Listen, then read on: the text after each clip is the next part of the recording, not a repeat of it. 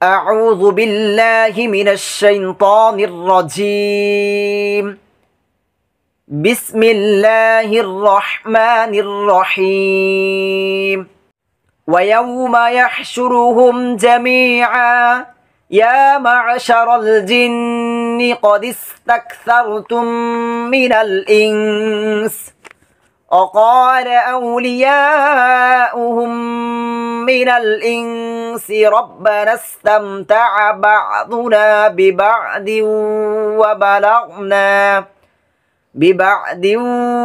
وبلغنا أجلنا الذي أجلت لنا قال النار مثواكم خالدين فيها إلا ما شاء الله إن ربك حكيم عليم ويوم أرشدين wow wow অর্থ হচ্ছে আর ইয়াউমা সেদিন আর সেদিন ইয়াহশুরুহুম তাদেরকে একত্রিত করবেন তিনি। এই হুম তাদের বা তাদেরকে দমির সর্বনাম ইয়াহশুরু একত্রিত করবেন। শব্দের শুরুতে ইয়া আছে, আলিফ নুন ইয়া তা চারটি হরফের একটি হরফ ইয়া আছে। শব্দের শেষ হরফ রয়ের উপরে পেশ আছে। আর এই হুমটা তো একটি স্বতন্ত্র যে দমির সর্বনাম, তো এটা কি বর্তমান অথবা ভবিষ্যৎ অর্থ দিবে ক্রিয়াপদের। তাদেরকে তিনি একত্রিত করবেন। হাসর, হাসর মানে কি?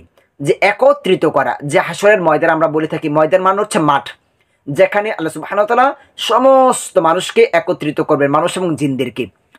জামিআন সকলকে, ইয়া মাআশার হে সম্প্রদায়, আল জিন্নি জিন, কদ ইস্তাকসারতুম নিশ্চয়ই তোমাদের অনেক অনুগামী করেছ। কদে অবশ্যই, নিশ্চয়ই তোমরা কি করেছো? অনেককে অনুগামী করেছো। কাদের থেকে? মেন থেকে। আল ইনসি মানুষদের, ইনসান ইনস কি মানুষ, আর এই যে সিনে নিচে যে এই যে র হিসাব বসছে মানুষদের থেকে। অকলা ওয়াও আর কলা বলবে, আউলিয়া উহুম তাদের বন্ধুরা, এই হুম তাদের বা তাদেরকে, আউলিয়া ওলি মানে কি বন্ধু, মিন থেকে, আল ইনসি মানুষদের, রব্বানা হে আমাদের রব।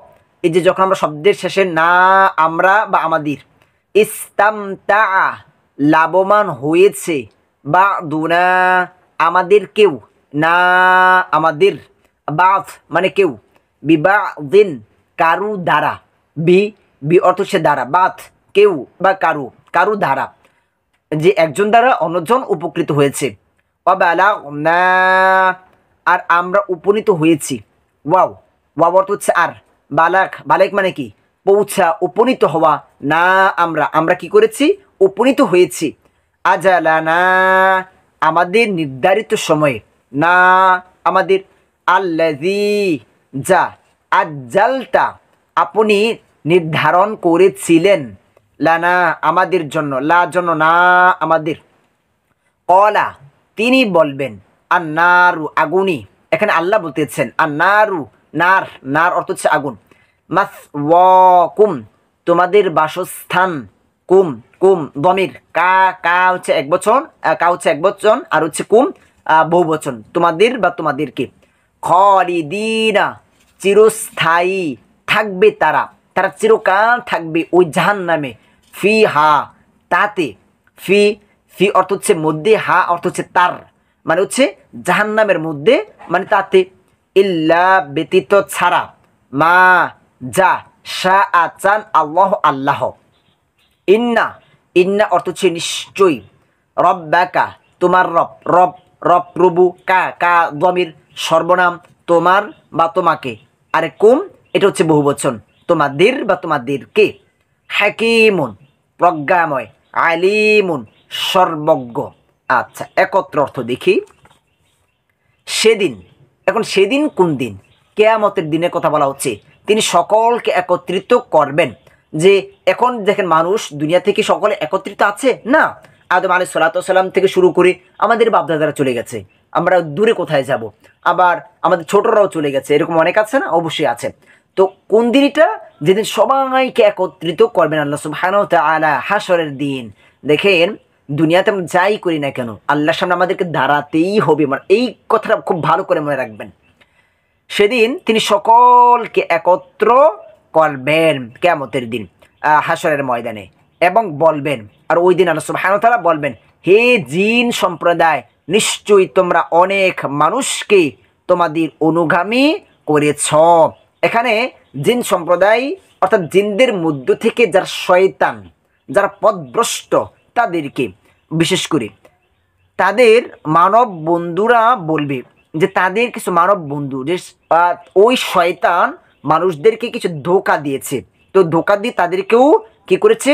মানুষ শয়তান, যে কাতাদা রহিমাহুল্লাহ বলেছেন যে মানুষদের মধ্যে শয়তান রয়েছে, জিনদের মধ্যে কি রয়েছে?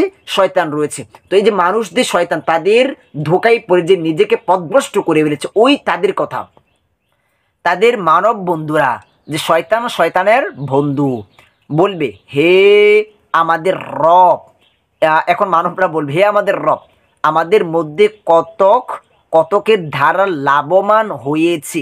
এখন মানুষরা বলতেছে যে আমরা কি করেছি? কতকের দ্বারা, অর্থাৎ এক শয়তান আর এক শয়তান দ্বারা কি করেছে? লাভবান হয়েছে। তো এখানে লাভবানটা কি? হাসান রহিমাহুল্লাহ বলেন, এই উপকার লাভ করা ছিল এই যে ওই শয়তানরা আদেশ করত, যে জিনদের মধ্যে থেকে যে শয়তান, ওই শয়তানরা আদেশ করত, আর এই মূর্খ অজ্ঞ মানুষেরা ওর আমল করত। শয়তান যেভাবে ধোঁকা দিত, আদেশ করত, তারা কি করত? ওইভাবেই তার জীবন পরিচালনা করত, আনুগত্য করত, যে কোরআন এবং সুন্নাহ তারা দেখতো না, অনুসরণ করতো না। আবার ইবনে জুরাইজ রাহিমাহুল্লাহ বলেন, অজ্ঞতার যুগে অর্থাৎ জাহিলি যুগে কোনো লোক সফররত অবস্থায় কোনো উপত্যকায় পথভ্রষ্ট হয়ে গেলে তখন তারা বলতো, আমি এই উপত্যকার সবচেয়ে বড় জিনের আশ্রয় প্রার্থনা করছি। অর্থাৎ যখন তারা কোনো বিপদে পড়তো তখন জিনদের সাহায্য নিত। এখনও কিন্তু এটা আমরা অনেক জায়গায় দেখতে পাচ্ছি যে জিনদের মাধ্যমে কুফরি করে, শয়তানি করে। হ্যাঁ, আল্লাহ আমাদেরকে এগুলো থেকে বাঁচিয়ে রাখুন। আচ্ছা, এরপর আমরা দেখি, আপনি আমাদের জন্যে যে সময় নির্ধারণ করেছিলেন আমরা তাতে উপনীত হয়েছি। অর্থাৎ তখন তারা বুঝে ফেলবে, দুনিয়াতে তারা ধোঁকায় পড়েছে, আল্লাহকে অনুসরণ করে নাই, রাসূল সাল্লাল্লাহু আলাইহি ওয়াসাল্লামকে অনুসরণ করে নাই, কোরআনকে অনুসরণ করে নাই, পরকালকে তারা তেমনভাবে বিশ্বাস করতো না। কিন্তু ওই সময় যখন তারা কি বাস্তবে এগুলো দেখতে পাবে, তখন বলবে, আপনি যা বলেছিলেন যে আমরা আজকে কি ওই সময়ে উপনীত হয়েছি। আল্লাহ বলবেন, আগুন হলো তোমাদের বাসস্থান, যে তোমাদের জন্য আজকে জাহান্নাম নির্ধারণ করা হয়েছে, তোমাদের স্থান হবে জাহান্নাম, সেখানে মানে হচ্ছে জাহান্নামে তোমরা স্থায়ী, তার চিরকাল জাহান্নামে হবে তাদের কুফুরির কারণে।